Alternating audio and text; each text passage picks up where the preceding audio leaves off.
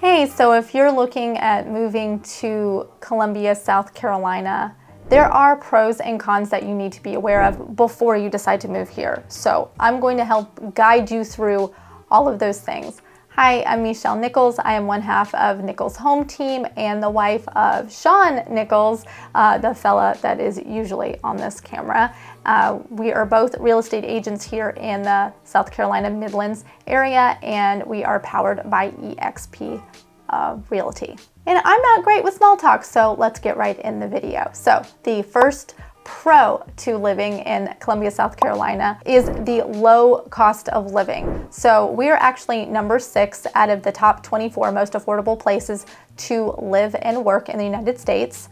Our housing is 11% cheaper than the rest of the United States, and our cost of living is 4% lower than the national average. So what does that mean for you? Well, that means that the cost of housing is lower, so your mortgage payments and your rents are going to be lower than other places, and your money is going to go further to pay for the things that you need and you like here. The second pro are the mild winters. January is the coldest month out of the year in South Carolina, and the average temperature in January is 58 degrees.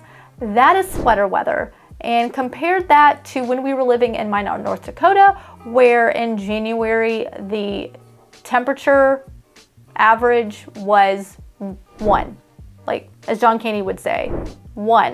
It was very cold. It was usually below 0. It was negative. That's how cold it was.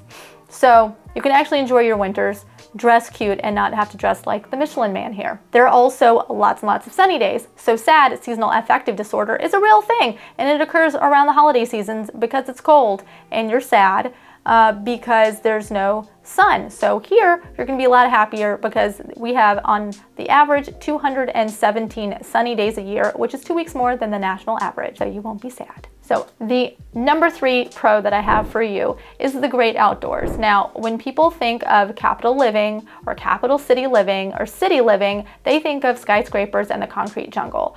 And that's what I thought when I was moving here. So I'm originally from South Carolina, so is my husband. You can check out our video and kind of introducing ourselves that talks about all the places that we've lived when he was active duty military.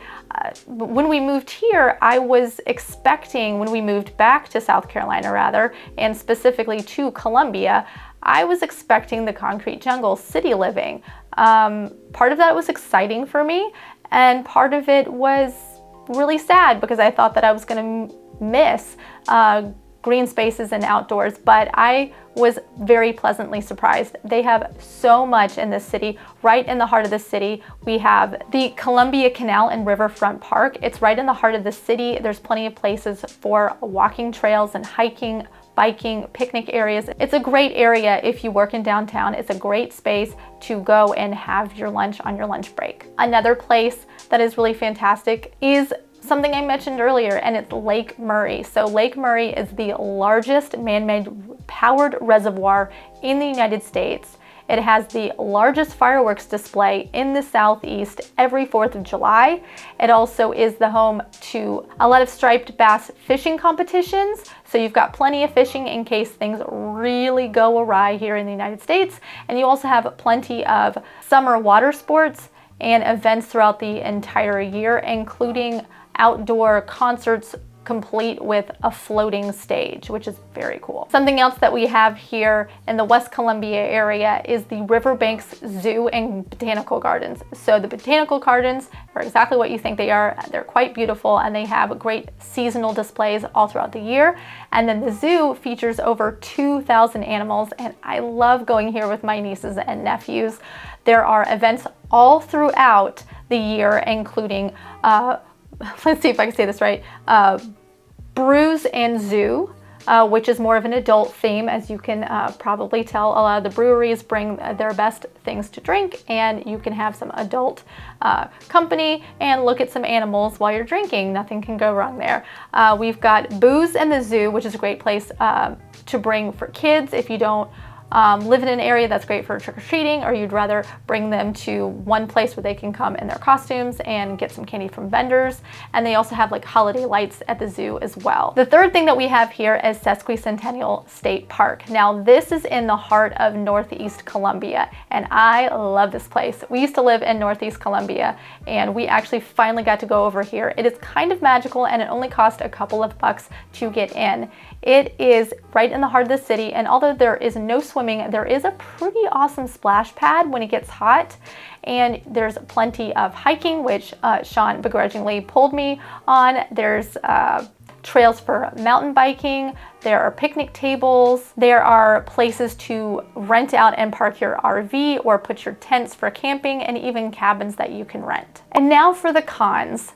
Unfortunately, every place has its downsides, and any video you watch that says everything is perfect, it's probably a tourism video for that area. And that's not what we do here. We're gonna keep it real here at Nichols Home Team. We're gonna talk about this. So the first con, the thing that might keep you away, is the college football fans. So the Midlands, we are home to the University of South Carolina, and that means Gamecock country. So if you are a Clemson fan, just don't tell anybody and it'll be fine. And if you're not a college football fan, then Saturday nights during football season here might get a little hairy around where the stadium is, so you might want to figure out that route and steer clear of that area because the traffic will be terrible. Also, a lot of the bars and the restaurants and stuff will be full of a lot of college fans, so if you don't like the crowds or you're wearing the wrong colors, you might want to steer clear. Another con, number 2 con to living in this area, is the hot summers. So we did say that there was mild winters, and we talked about the 4 seasons here, but I'm going to be really honest, it's hot here.